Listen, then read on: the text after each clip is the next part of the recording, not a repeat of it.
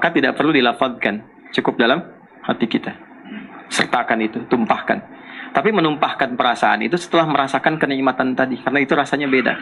Ya, kata Nabi, mau nggak aku ajari satu kalimat yang bila itu diucapkan bukan hanya melampaui batu itu, kamakala, tapi mencakup semua zikir dan bacaan yang pernah dibacakan oleh siapapun.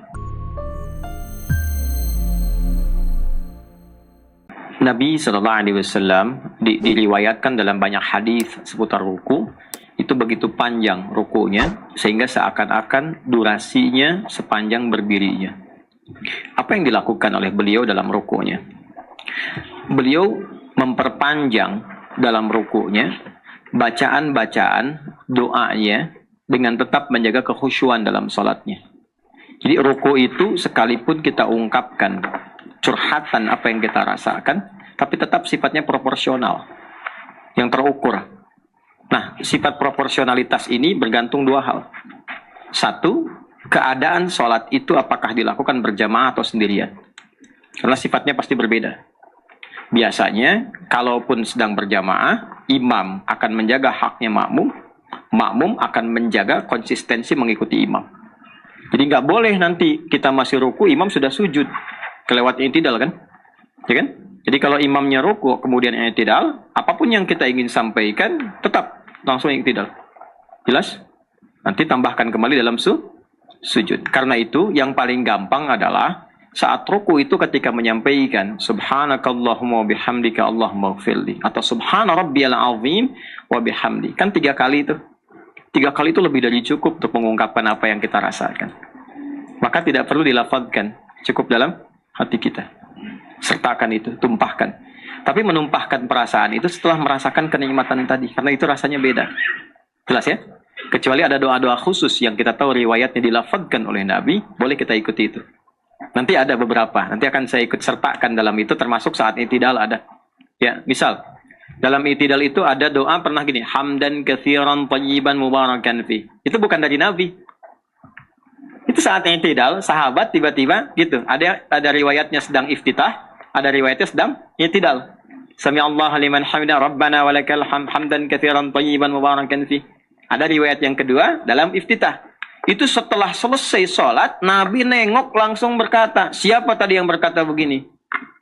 Wah, semua takut tuh. Gak ada yang jawab, gak berani. Tapi setelah Nabi konfirmasi, senang orang itu. Ya, kata Nabi, karena aku melihat malaikat berebut mencatat bacaan itu. Ada yang mengatakan 12.000 malaikat, mengatakan sekian malaikat, karena saking indahnya bacaan itu. Ya, ketika dikonfirmasi oleh Nabi, dilegalkan oleh Nabi, jadi bacaan dia. Maka boleh kita, selaku makmum misalnya ketika imam mengatakan, Sami Allahu liman hamidah, kita berkata, Rabbana walakal hamd. Ya, bil as-samawati wa milal ardi, bil amasyita min syai'in ba'du. Atau kita katakan misalnya, hamdan katsiran thayyiban mubarakan fi. Itu kalimat itu sudah mencakup semua apa yang diinginkan oleh kita. Dengan satu kalimat itu. Ya. Sama dengan seorang nenek, dia berzikir kepada Allah dengan batu. Dihitung satu-satu. Kalau sekarang pakai subhah. Orang kita menyebutnya tasbih. Ke tasbih 1, 2, 3. Nabi datang. Nek, sedang apa?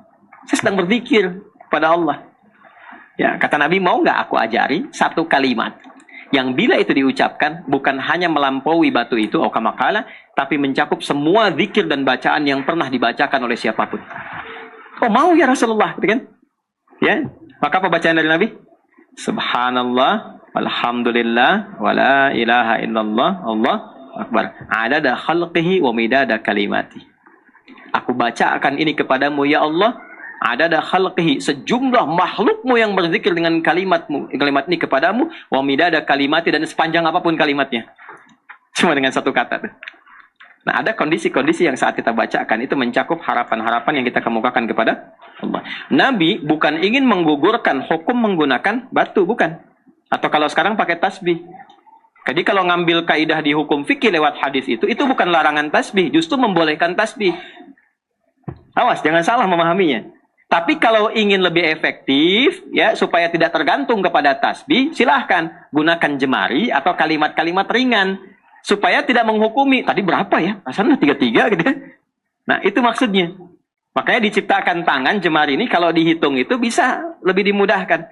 Ya, ini kan kalau kita 2 kali lakukan sudah 30. Subhanallah, subhanallah, subhanallah, subhanallah, subhanallah, subhanallah. Terus 5 kali 2 kan? Ya kan? Dengan 5 ini saja sudah 3 kali 5 15. Dikali 2 begini sudah 30. Sekali lagi begini 33. Ya kan? Subhanallah, subhanallah, subhanallah, subhanallah, subhanallah, subhanallah, subhanallah, subhanallah, subhanallah sampai 5 15. Ke sini lagi, ya kan? Sini lagi, sini lagi, sini lagi, sini lagi 30. Gini lagi 33. Selesai kan?